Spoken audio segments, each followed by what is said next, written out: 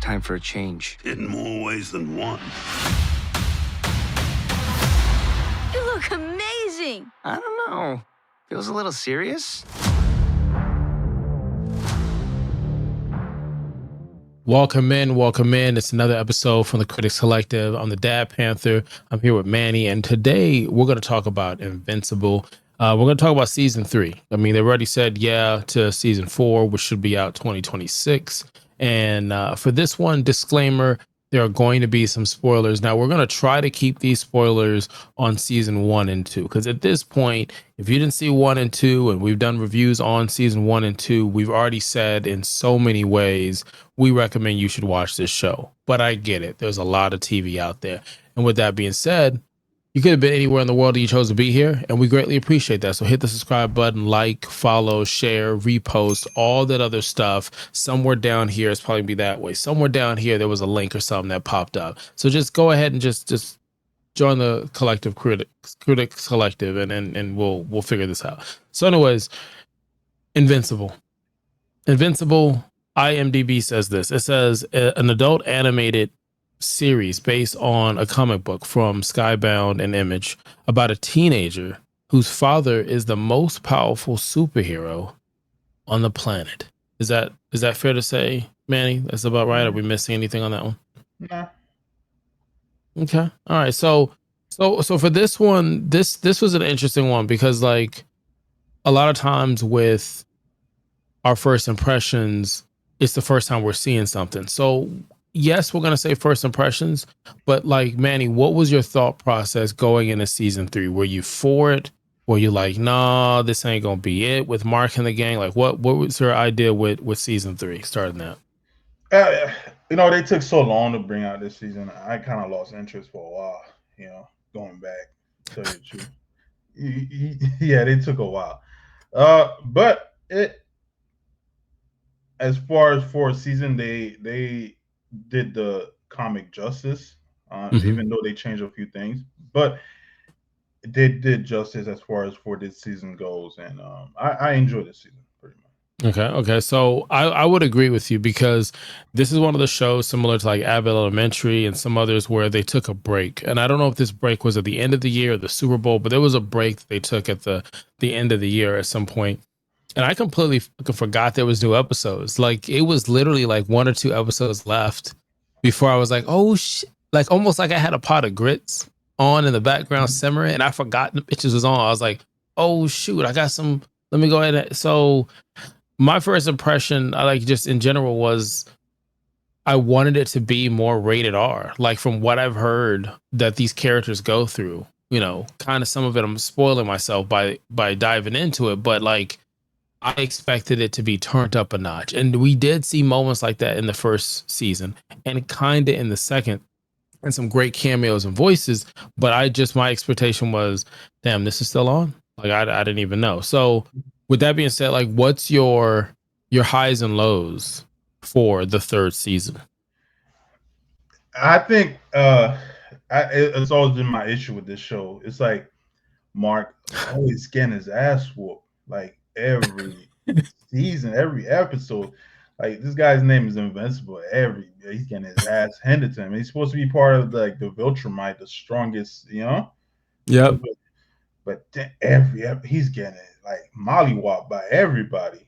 Like people who shouldn't even be as strong. And you see a Viltrumite show up, and they're able to beat the person that just whooped his ass so easily. But he's constantly getting his ass whooped. But that was my only issue. Other than that, story-wise, I enjoyed it. It's just him just getting his ass whooped was just too much for you. Like you can't be called invincible, and then not. Like obviously we not understand the definition of invincible. Is there anything you didn't like? It's like his character flaws, basically how he makes certain decisions, then he wallows in self-pity a lot. I forgot which episode it was when he helped that one guy. There was a lot. I know you're talking about the dude with the charge cores. Yeah. Halfway through the season, yes, Mark basically is like a very sympathetic Superman. Like Superman, he don't want to hurt nobody, but Superman wasn't like this sympathetic. This Mark is watching Lifetime, eating bonbons and ho-hos, and he's just sad about everything his dad did and the stuff that he did. And I'm like, Mark, you gotta fight, motherfuckers, man. Are they gonna kill you? And he's just sad about it. Like, why are they trying to kill me? In the fight. Like, can we talk about this after the fight, Mark? Can we? Like, dude's literally trying to kill her. Oh no, I'm not gonna, like, nah, you better rip him apart. Yeah, you gotta, your dad, you got them dogs in you. You know what I'm saying? You need to do. Okay, so for me, my highs and lows, the lows for this is it takes a bit to get going. I honestly feel like you could have missed the first half of this season and you probably would watch the rest of it and be like, all right, okay, I got something out of it. I mean, yeah, there's some story pieces you missed, but as far as a lot of people, they want the action. They want that rated R, that kind of gritty look and feel. So I thought it took a minute to kind of get started. Not as long as I thought with Superman, Spider-Man, Friendly Neighborhood, the one that's on Disney Plus, which we had the review for that. The other thing that I thought was like, there's a great voiceover from Sterling K. Brown. And I feel like with that character, because there's so many moving pieces, you don't really get a chance to get that character to kind of like hear more what's going on. There's so many characters and stuff with the comics that I'm like, oh, they're going to do this. And there's not enough time. There's not enough time in the season. The good thing I would say is the voiceover. There's so many voices you hear and you're like, and you'll go look it up and you're like, damn sure it is. And you're like, oh, you got the dude that does Elmo's voice, is back. The voice who does Eve and Rex Blow, like some of these voices are like top notch, and you're like, okay, so once that kind of mellows down, it fits the cast. So I think the cast is great. I think the sound and production. The thing I liked about this was I'm gonna take something that Manny says. It seems like every video we talk about kids, but there's a strong like energy of fuck these kids. Like, like not only fuck these kids, but if you're there's so many people that die in this.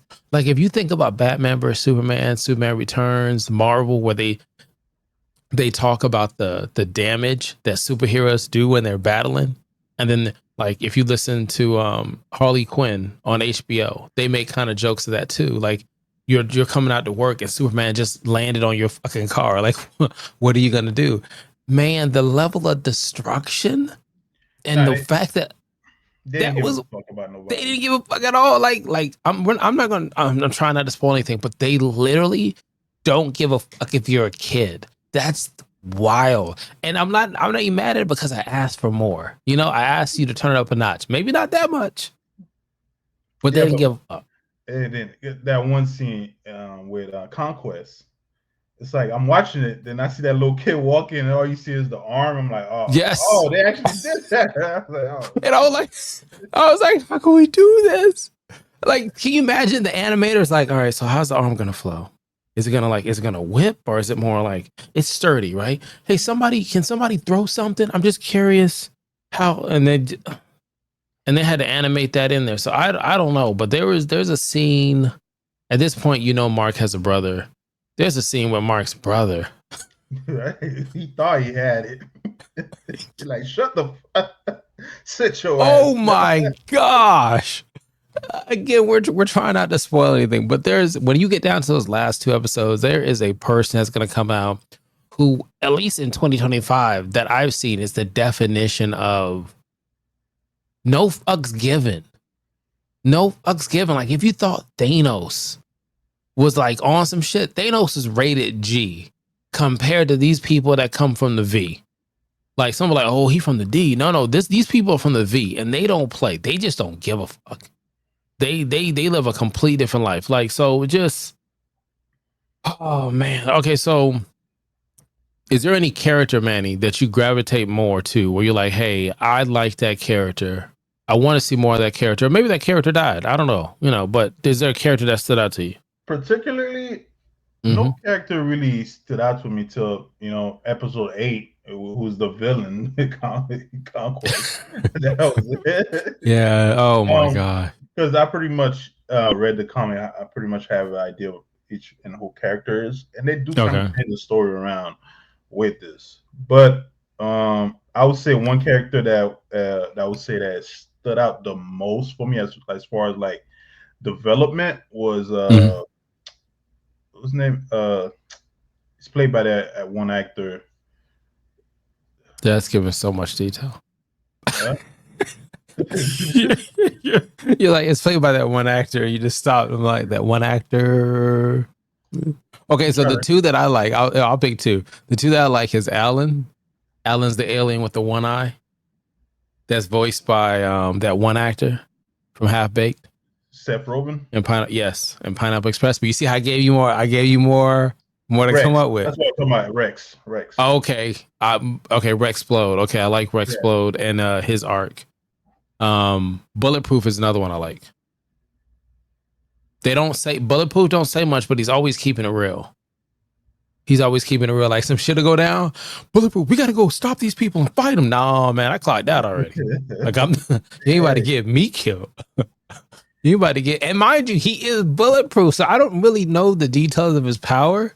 But if he's saying, this ain't for me, it just makes me say, hey, look, maybe you should. Maybe you should. Don't even worry about it. Somebody's bulletproof telling you, hey man, it's time to. Then it's time to go. If I'm at the bar, somebody roll up and say, I'm gonna air this bitch out. And then Bulletproof is like, hey man, I think y'all need to go because I'm about to get out of here. Then you need to get out of here. Say less. And with that being said, let's rate this. Okay. Now we didn't spoil anything, but here we are gonna rate this. Okay, so it can go from 0 to 5. That's just what it is. Now there's some kid programs. This is not a kid program. This is 100% for adults. Viewers' discretion is advised. But it goes from 0 being horrible to 5 being excellent. And maybe 10 likes, we may come back and break down like our favorite episode of season 3. But before we go ahead and get into the ratings, hit the subscribe button, like, comment, share, all that other stuff, and let us know what are some of the moments that you like of the first 2 seasons. Try not to put the 3rd season so we don't spoil anything. And maybe or you can just pick your favorite character. Put your favorite. Maybe you're an Eve character. Maybe the Immortal is your guy, and the headaches that he has to go through from living forever. Man, you think it's a cool thing, and they showcase where it's probably not cool to live forever. I don't know. Oh, man, Manny, what are you gonna rate this thing? You know, I'm gonna give it a 4. Okay. I enjoyed the episode. Violent, gore wise, it was top notch violence. They didn't much give a fuck about nobody else, especially. No, they didn't. Hopefully, there's certain storyline I hope they bring into the next season that I've read. Mm-hmm. So I know they changed things around again, but hopefully they do that. And you think Conquest is bad? Wait till you see certain other people. It gets worse. See, I'm glad I don't know the full story. So with that being said, to me, I'm gonna say I would rate this a 5. And the reason why I'm gonna say a 5 is I believe every episode is less than 30 minutes. The music has its own flow and soundtrack. There's callbacks from characters from the first 2 seasons. There's inside jokes that happen. There's a great diverse cast that's in this, but it's just raw and it's edgy. And for it to be a cartoon, to be as gory in the sense of The Walking Dead, to me is, I want that. When I'm watching like a superhero thing, I want that. Like, and without spoiling anything with Conquest, that really the end of the series, there are some lines that Conquest says to Mark and people involved. Like, I know we're saying like no fucks given and fuck these kids, but oh my gosh, like there's a line. I'm trying to think, how can I say it without spoiling? But like, can you imagine a doctor coming up to you and like kind of like telling you you need to spend some time with this loved one, before it's too late. We did everything we can, but we're losing him or her. Go in there. And as you start to take a step from the waiting room to go in there, he puts his hand on your chest and he's like, too late for that. Like, and just goes and clocks out for lunch. It just some like you'll sit there with your family like, what you want to, and that's so, man. So I enjoyed it. Okay. We both enjoyed it. So it's a 5 for me. It's a 4 for Manny. It just seems like we're just recommending that you should watch it. So if it stopped and you're like, what happened? No, you said most definitely. Yeah. Yeah. So we're saying watch it. If you didn't watch season 1, 2, and 3, here's your chance to do it for season 4 comes up. You don't want to be too far where you miss something. So just go ahead and check it out. Now, also, look out for Solo Leveling. We did season 1. We'll do season 2. And we'll let you know if you should check that out as well. I mean, you could have been anywhere in the world and you chose to be here. And we appreciate that. Until next time, kalika-lika-lao.